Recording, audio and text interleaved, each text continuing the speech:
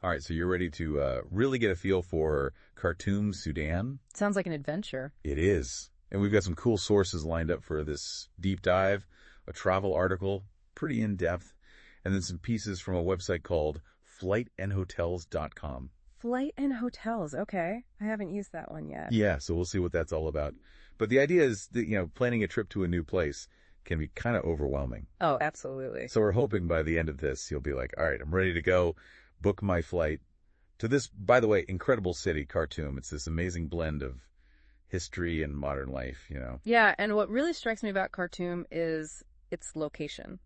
Right there where the Blue and the White Nile rivers come together. Oh, yeah, I saw that. Each of those rivers has such a distinct personality, And just imagine that visual, those two rivers like veins of the earth merging. Wow, I hadn't thought about it that way before. That's such a powerful image. Right. And it makes sense why Khartoum has been this cultural crossroads for centuries. I mean, it's no surprise that your article's highlighting all these historical must-sees, like the National Museum of Sudan.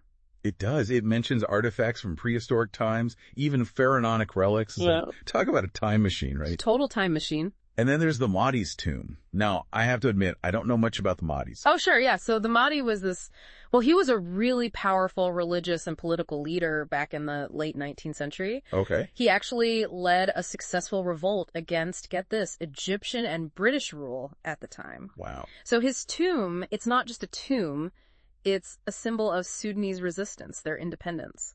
That's amazing. It adds a whole other layer to visiting that site. Right. And think about it. For over a century, it's been a pilgrimage site, this symbol of national pride. Wow. Okay, so besides that, what else should we be sure to check out in Khartoum? Well, you can't go to Khartoum and not experience the Omdurman Souq. Oh, yeah, I read about that. What is it exactly? Imagine like this sensory explosion. You've got these vibrant colors everywhere, spices, all these amazing smells, and it's packed with local artisans, traders. It's pure energy. Like if you want to just soak up the real feel of Sudanese culture, that's the place to be. Okay, I'm putting that at the top of my list. That sounds incredible. It's amazing. All right, so to make this trip a reality, we've got these little snippets from FlightNHotels.com.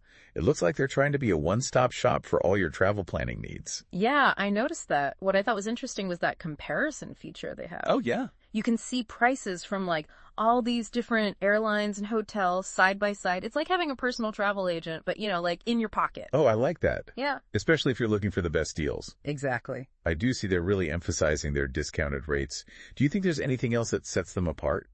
Or is it just the same old travel website game?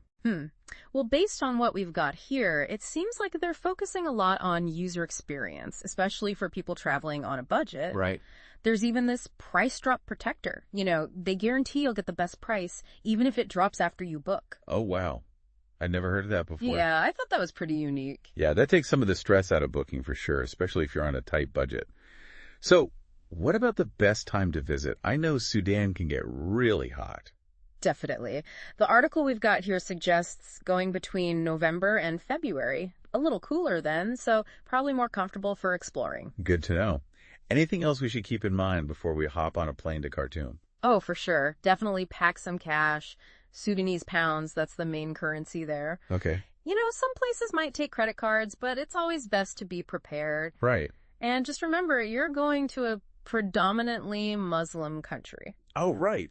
So dressing respectfully, especially if you're visiting religious sites, that's really important. That's a great reminder. Always got to be mindful of local customs when you're traveling. Okay, so the historical sites sound amazing, and the practical tips super helpful, but what about something a little more off the beaten path? Well, your article does mention two spots that sound pretty intriguing. Let's hear it. Okay, so first, there's Nile Street.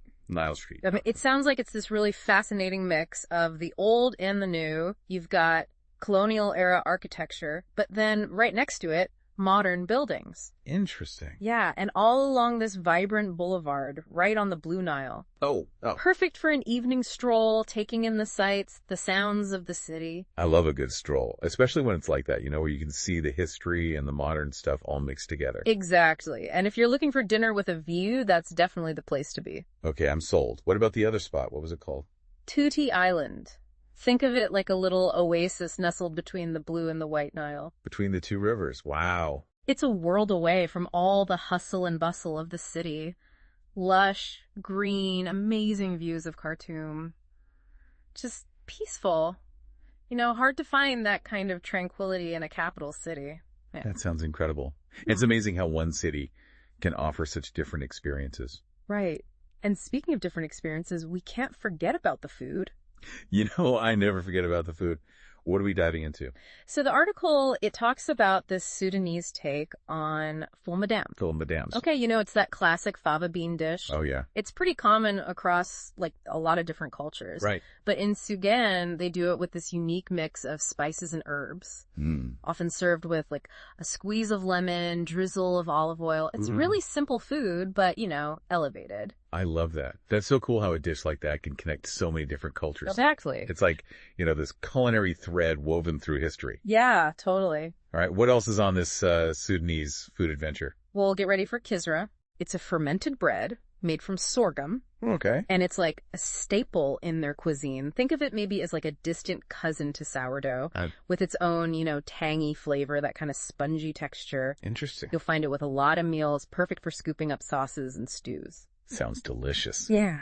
So I got to try that. Yeah. And last but not least, tell me about this asida. Asida. This one's interesting. Yeah. So it's got this thick, almost porridge-like consistency, usually made with wheat or millet flour, often served with these flavorful meat or vegetable sauces. Yeah. It's definitely a hearty dish, filling, something to try if you really want that authentic taste of Sudan. Okay, now I'm officially starving. Yeah. It's amazing how food can, transport you to a different place. It really is. It's like we've already had a little taste of Khartoum without even leaving our chairs. Yeah, for sure.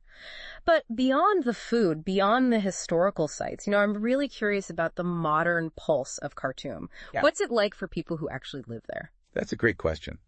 Our sources don't really dive too deep into daily life there. Right. It'd be so fascinating to know what it's like living in a place where those ancient traditions are just woven into that modern urban fabric. Yeah. What are people talking about in the cafes? What are the hopes and dreams of the younger generation? Exactly. It's like we're seeing the postcard version. Yeah. But what about the stories behind the scenes? Exactly. I bet there's this vibrant arts and culture scene. Oh, for sure. Maybe a mix of traditional Sudanese music with more contemporary influences. I bet. And the markets, I'm sure they're not just for tourists. Right. They're probably the heart of the community, right? Where people connect, they barter, they share stories. I'd love to know what it's like to just stroll through one of those markets, not as a visitor, but as a local. Yeah. Just to understand the rhythm of their daily lives, the unspoken language of the streets. That's where the real magic is, wouldn't you say? Absolutely. Yeah. It's those little details, those glimpses into everyday life that really bring a place to life. Speaking of bringing things to life, this, FlightNHotels.com. Yeah. Clearly, they're trying to make travel planning easier, more affordable, all that. Mm-hmm. But there are so many travel websites out there. Yeah, right. What makes this one stand out?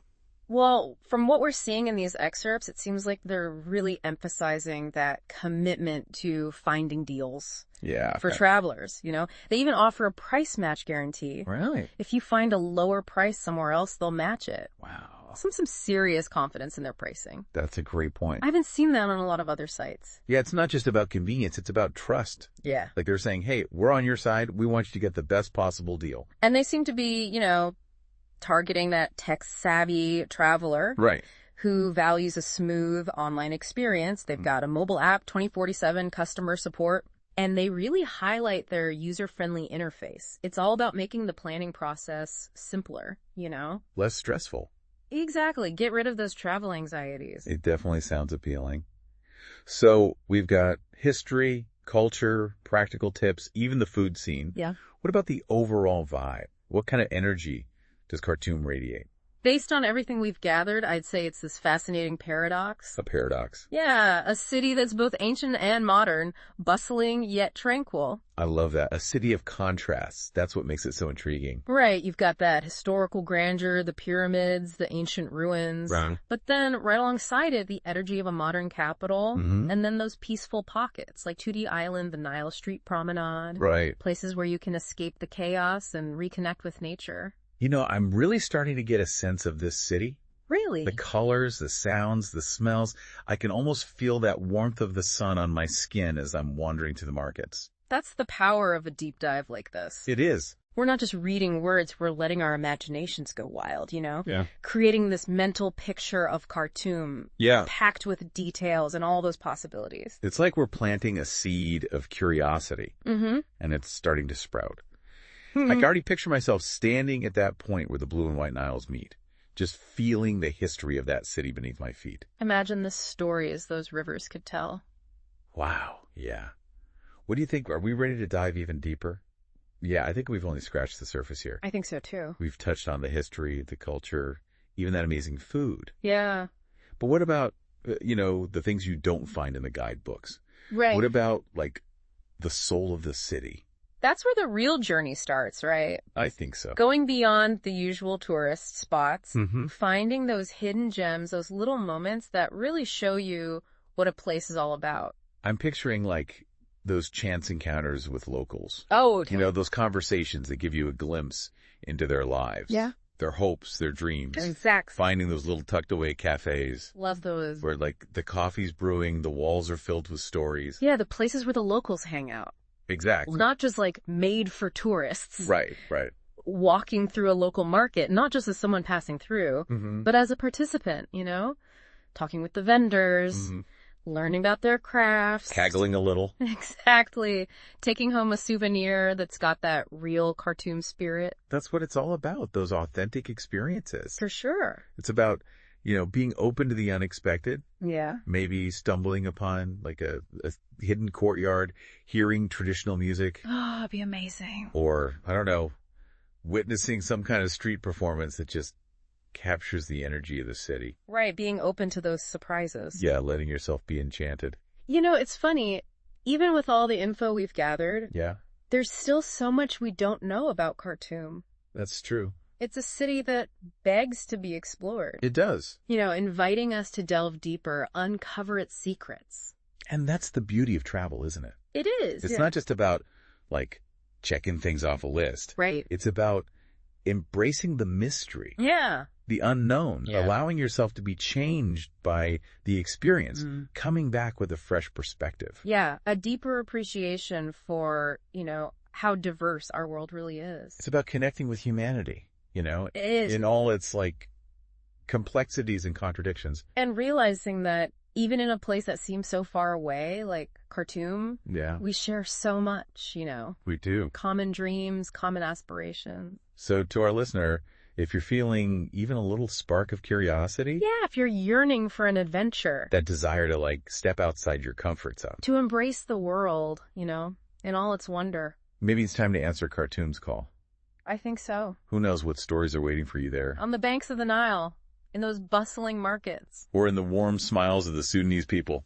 For sure. And hey, if you need a little help planning your trip, Yeah? FlightNHotels.com might be just the ticket. Until our next deep dive. Keep exploring. Happy travels.